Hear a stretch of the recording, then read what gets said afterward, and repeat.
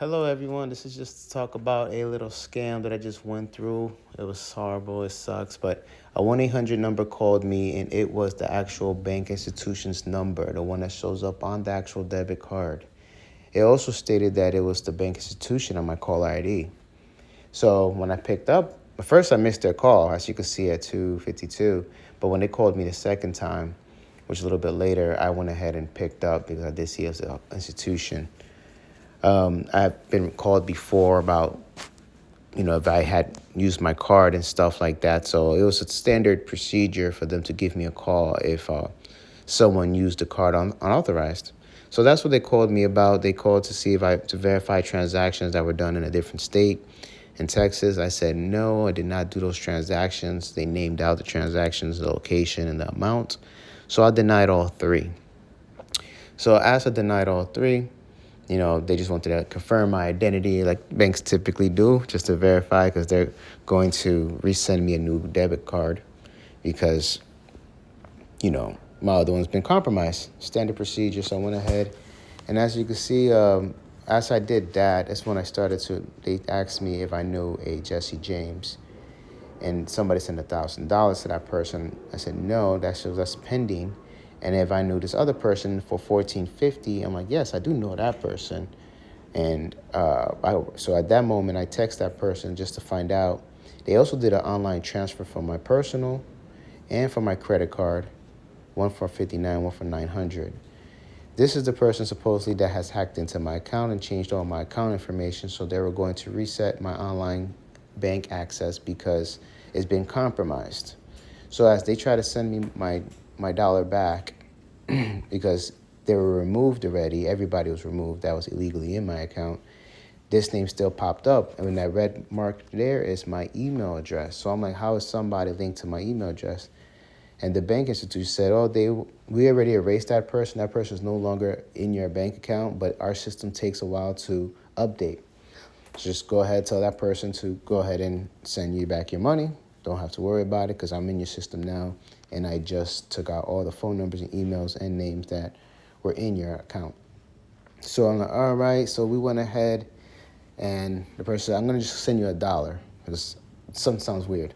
I'm like, okay, well, send me the $1, and then we'll see what happens with that. So, of course, now the bank institution said because we have your online access terminated at the moment, well, on hold, I guess, whatever it is, so nobody could get access to it. We're going to deal directly through your Zelle because Zelle's a third party. So I believed it makes sense. I know Zelle's a third party. So they went ahead and when the wire came in of $1, it came to my email, showed that the bankings that I was wired $1. And so it kind of made sense to me. I'm like, okay, well, I know my online access is down because somebody's hacking it. So I went ahead and said, I got the money. So I guess send me the rest of the money, which is the $1,449. As soon as they did that, they sent me the money. I told the person, so now what happens with me resetting my account with the new username and password? And they're like, oh, it's the same username. I'm like, well, then, and then password, like, how do I reset that? And they just hung up immediately. At that point is when I realized I got screwed. I had a gut feeling that something was wrong, but they sent me, pretty much text messages within the banking institution. So they must have been inside my account sending me text messages. I did not know. One of them reset my password. Another one's to send out the other $1,000 that they were able to send out. When the person sent me back my money that I know, it didn't come back to my account. It went to, now I was able, as soon as I hung up, I contacted pretty much the same number that contacted me because that's the same number that's on my card to contact. So I go back to the actual bank, and then the bank is like, no, you don't have no fraud. I'm like, well, I'm calling in a fraud. They're like, well, okay. And then they're just moving extremely slow. I'm asking them to reverse everything that was just literally done 10 minutes ago. But there is a procedure and a process, and it takes 10 to 15 days. So that's pretty much where I was stuck at. And they were trying to collect my information so they could go ahead and make claims and try to get me back my, $1,450 plus my $1,000 that had cleared from a transfer from my personal account, and then also a transfer from my credit card that had pretty much cleared. I guess because it was pending in my bank account and my history with my bank, they were able to do that, which makes me think that whoever did this must have known that, because I never knew that you could do a cash advance and pull it out the same day. This person did a literal transfer and was able to pull it out immediately within like 10 minutes. And it was not cleared. It was still pending. So, fun fact, credit in this case, when they did a cash advance, it was showing pending, but it was able to, a $900 cash advance. And then, of course, it shows this Jesse Smith person that was part of the scam routine here. Probably all fake names that they created up to happen, but you can see here, they did 2 transfers. These people knew that a pending transaction on a credit card would go through, which is something I never knew that was even possible. But live and learn. And now I'm just waiting to hear back from the banks to see what they tell me on regards to trying to get my money back or in figuring out who these people are. They definitely knew the script of the bank. Same script. I actually hung up on the banker when I called them because they had the same script as the fraud person. So it's definitely, if you ever do get called in a situation like this, just hang up and call the bank back.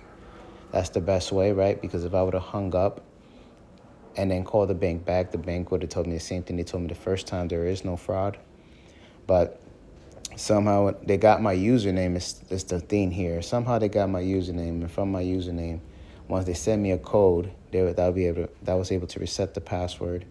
And then when they sent me another code, that was probably able to send the other money on the Access account. How they were able to change the Zelle and all that stuff, beyond me. I'm sure it's not that difficult, but I was not thinking at all that I was being scammed. Being caller ID, text messages, everything came from the banking institution. So it's like, how could this possibly be fraud? How paranoid could I be? Well, could have been actually a little bit more paranoid, and I could have dodged this situation. But the reason for this video is I don't care if people call me dumb. It's just to help others. This was a very good scam. I can't, still in disbelief to happen to me, as paranoid as I am. But I want nobody else to go through this. So if I'm able to help at least one person not to have to go through this, I'm willing to just go ahead and just make this video so everybody knows that be careful when you see other companies pop up on your caller ID in numbers, because there is a tactic they use called spoofing. It's something I just learned about, and it does exist. And sometimes these people could probably be ex-employees or ex-affiliation in different companies. Just be careful and just be aware that these things could happen. It doesn't matter if they're calling with the caller ID and if they're sending you text messages from the institution. There is a possibility that it could be a scam. So you just got to be alert, call them back, and if they respond back and know that you were currently under a conversation with the institution, then that kind of clears that air. But if when I called back the institution, they're not aware of any fraud. So everybody just be safe out there. Take care. God bless.